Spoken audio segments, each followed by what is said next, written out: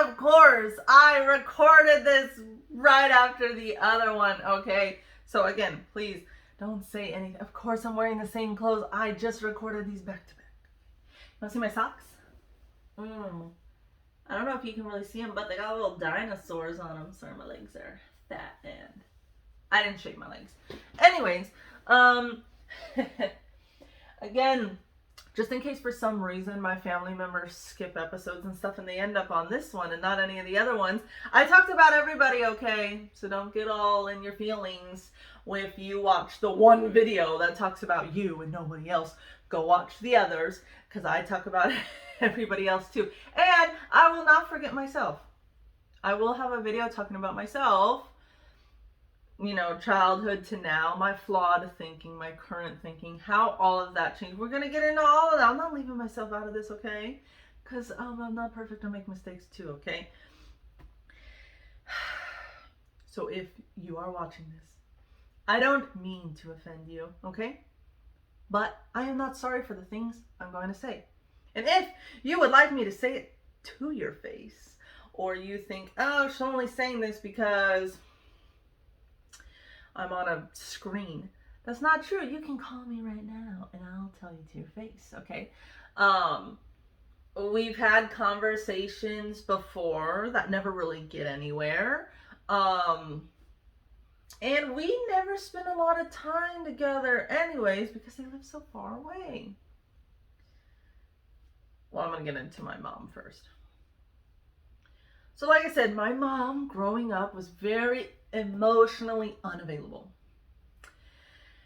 But like I said, what really kind of hurt us and was hard for us to see was her emotional availability towards my brother and not us.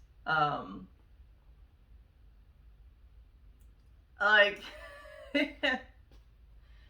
we all know it, and it, like I said, it doesn't bother me to this day, you know, and it is what it is. And I'm not sure she realized that that's what she was doing. I don't know. Even like I said, to this day when we tell her things like that, she's like, oh no, I love you all the same. Okay, but saying you love your children all the same versus the love you show one and the things you would do for one versus the others, there's two completely different things, okay? I love all three of these dogs I have.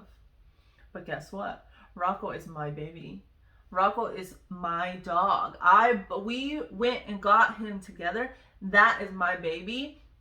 I would do anything and everything under the sun for that dog before the other two. But those two, I didn't have them from the very beginning, so like that would be kind of a different story. But that's my baby. That's the dog that I wanted. That's kind of how I think my mom was. She wanted a boy. She finally got a boy, and then it was like, oh, yes, my baby, my boy, and he's the youngest.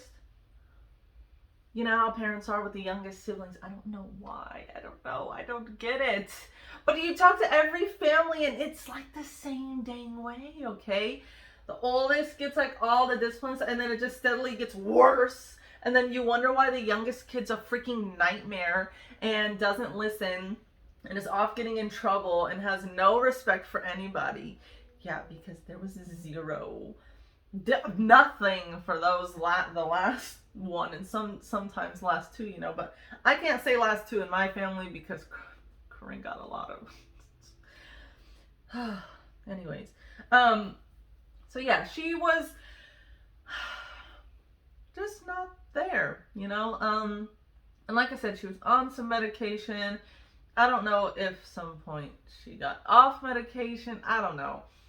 But even talking to other people at the church, my mom loved everybody else's kid at the church. They all said, I love your mom, and she's so great, and all these things. And I'm like, hey, you want to come live with her? Can I switch places with you? Because I like your mom. I love your mom. She gives me hugs, and she talks to me, and she's so sweet, and she's so warm. And like, I love your mom. You like my mom, so can we switch? Yeah, I never really quite understood it. But it's, you know, how some people are one way with everybody else where they think that those people's opinions matter, so they're a different person around them, but when they get home, they're totally different. Yeah, that was my mom, okay? Extremely, and she doesn't like this, but whatever, very hypocritical. I'll just put it to you this way, kind of like how the church is very hypocritical.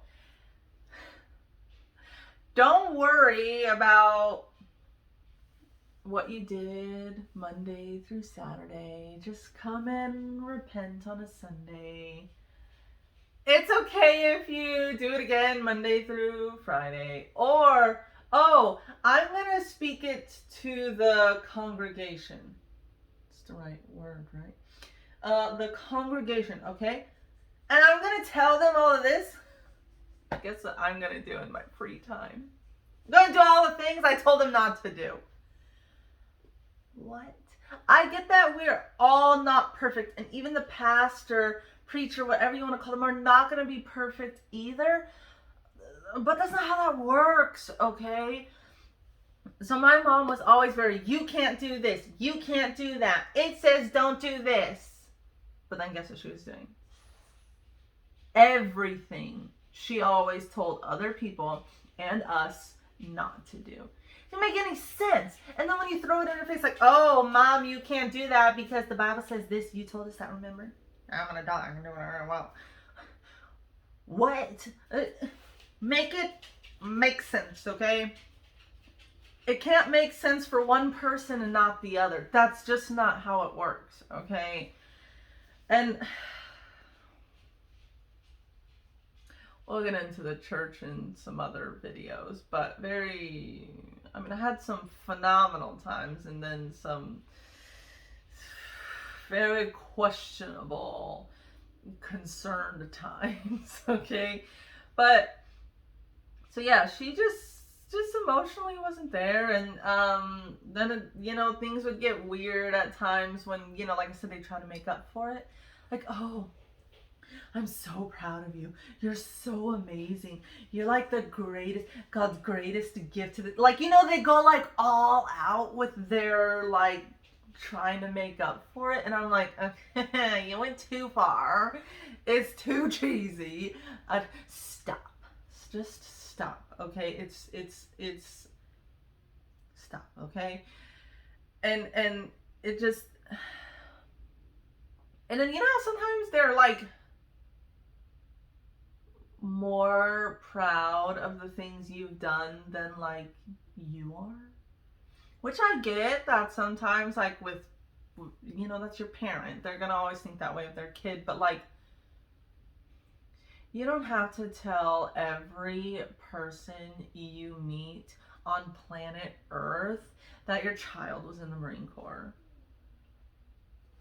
We want some brownie points or something? You want a damn cookie? Like, what is what even is that? What kind of bragging? Like, I don't even know, okay? You would think my mom served the way you hear her talk. She even asked the recruiter. I feel like she made so many wrong decisions in life that she wishes she could have gone back and done something different. So she kind of like lives through us like weirdly. Because she literally asked my recruiter when I was there if she could join. And I was like, dude, you're like 47. No, you can't join. What are you talking? No. And then she asked him, like, if she could get a tattoo. And I was like, no, Mom, you can't. No, please don't. I think she wanted like an EGA or something like that. Luckily, they told her, no, you can't. You can't get the EGA or like Semper Fidelis or anything because you weren't in. Like, don't do it.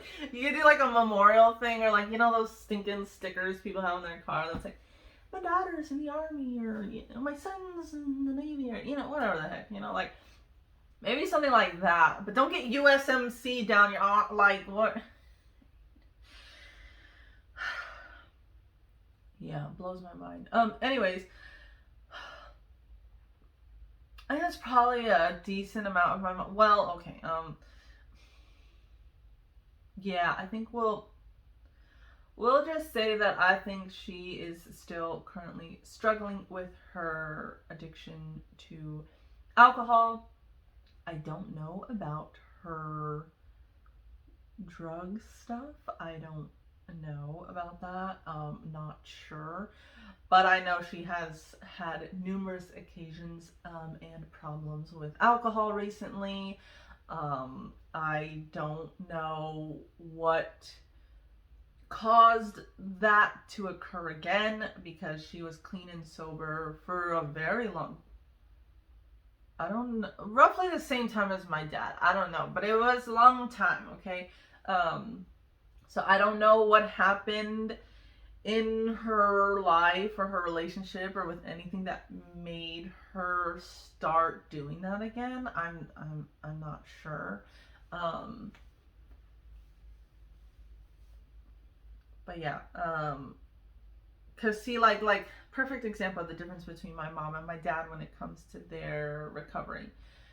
Well, one, my dad's always in them dang NA meetings. Okay, always.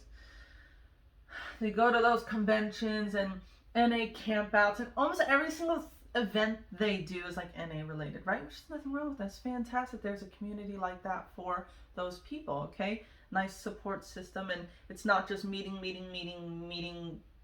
boring meetings. They go out and have fun. They go bowling, they go out to eat, they visit new places, they go camping, they do like all this, fun stuff. So but my mom would be kind of one of those people that would be like, oh, it's okay, drink in front of me, I'm not gonna be, but then she's gonna be wanting and she's gonna be asking you for some, right? And she's not supposed to, right? Whereas my dad, so he was fine with us drinking it in front of him, like on our cruise together. He was like, you guys don't have to like not have a drink at dinner or whatever just because I'm here. But the rooms on the cruise do come with a mini fridge. And depending on your room, depending on what you chose and all that jazz, it does have alcohol in the mini fridge, okay? The moment my dad opened that mini fridge when we first got into our rooms, the very first day of the cruise, immediately he called the room store and said, I need you to remove those. Because it's not like he was going to go in there and drink it, but that is something that it was at some point a problem, and he just doesn't even want any kind of anything, no risk, he didn't want anywhere near him. It took them a few hours to get it done, but luckily they did eventually remove it from his room. It didn't stop him from ordering some virgin pina coladas, okay? He loves the pina colada, so he was ordering virgin ones like every day, okay? There's nothing wrong with that, okay? And so my dad and myself are very similar. However, I think I have made more changes in my life at a younger age. And even some changes he has not made in his 50s.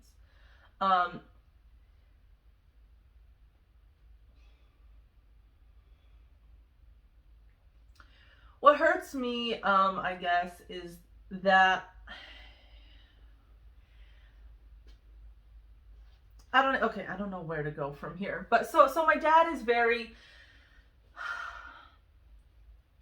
he's very kind, very people person, very always excited and happy to talk to anybody and everybody. He will talk to anybody and everybody, especially if you got a dog or something with you. Just people person. People love him, and he loves people, okay? And I think that's kind of where I get some of that from. He's a very big kid at heart. Like, even in his 50s, he's playing with kids. He's running around the park with his grandkids. He's climbing and hiking and doing stuff with his grandkids. Like, all this kind of energy, which I'm very similar. I'm very good with kids. I always have so much fun around kids and just so much energy. And But very, very kind, but very much too kind. Very much often a people pleaser and often a pushover, because he just doesn't want to deal with it. But not dealing with it is a way of dealing with it. It's just not a very good way of dealing with it, because oftentimes choosing to not deal with it means always giving in to the other person. And when the other person knows that, they take advantage of that. Um, and the people pleaser's not going to do anything because they would just rather not. Which is how I used to be very much like that. Okay? It took me a long time to learn to tell people, like, no, I don't want to. I'm not going. I'm not doing it. I'm not eating it. I'm not trying it. I'm not going there. I'm not having this conversation. Like, it took me a long time to say no. And even still to this day, I have kind of like a little scale kind of thing. There are times I will go out somewhere to eat, that I technically normally, I wouldn't go there myself, but they invited me, so I'm gonna go and I'll find something to eat. Like, that doesn't bother me. That's not something, that bugs me. But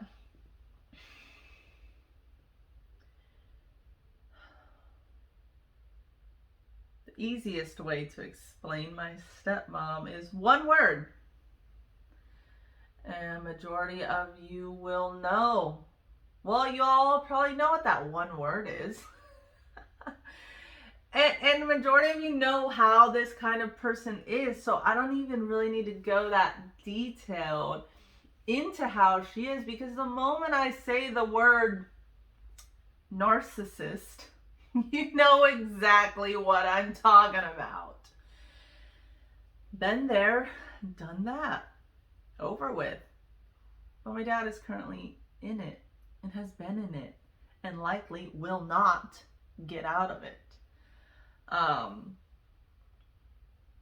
I don't blame him,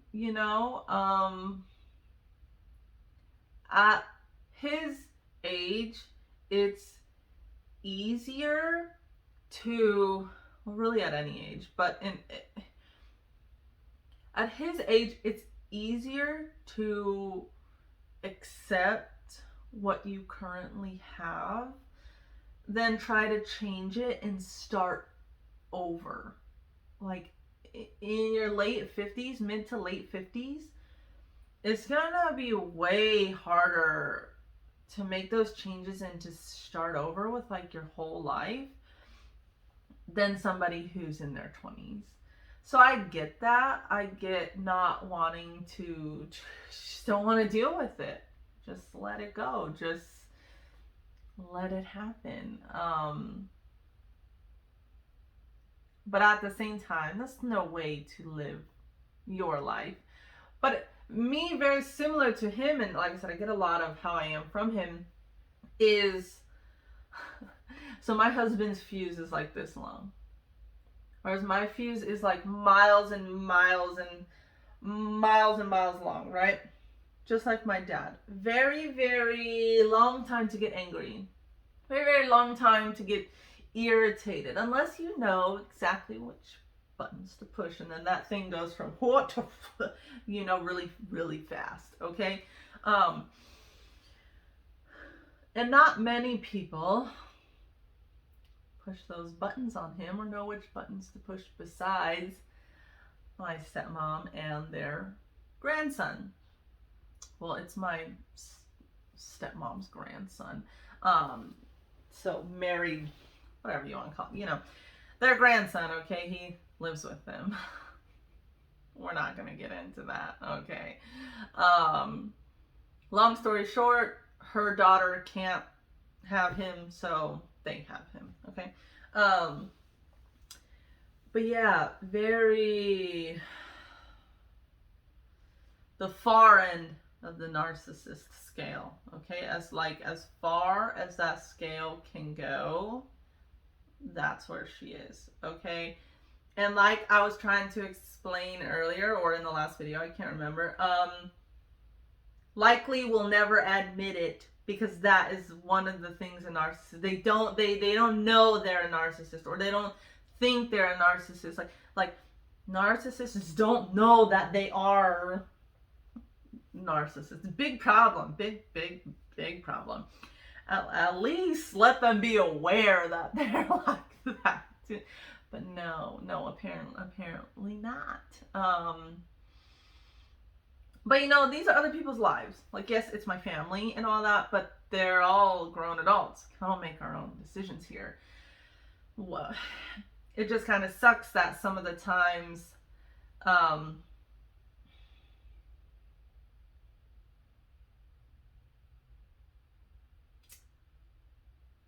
well,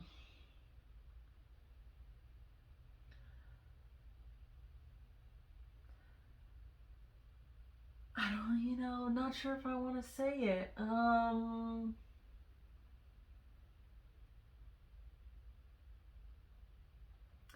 I think what sucks is some of the times I'd like to see my dad, do things with my dad.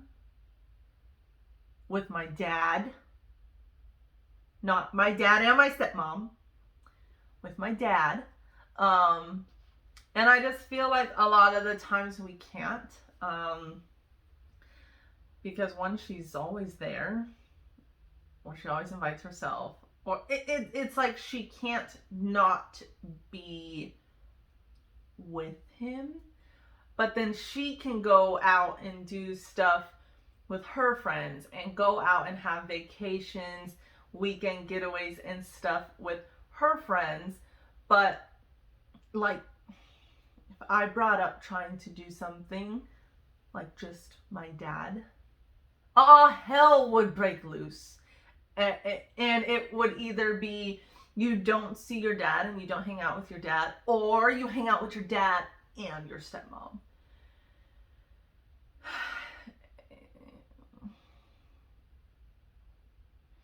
And it just kind of sucks, because it's one of those where he's not gonna like really tell her, like, hey, you can't come, or he sacrifices what he wants to do for her.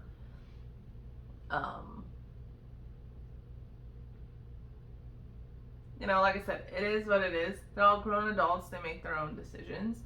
I just would hate for him to miss out on things in life that he wants to do just because she doesn't want him to do it. Perfect example. My dad loves jumping off cliffs, jumping off bridges, all this stuff. My stepmom does not like it. She banned him from jumping off stuff for I don't know how many years, right? But when we went on our cruise, I said, hey Dad, there is a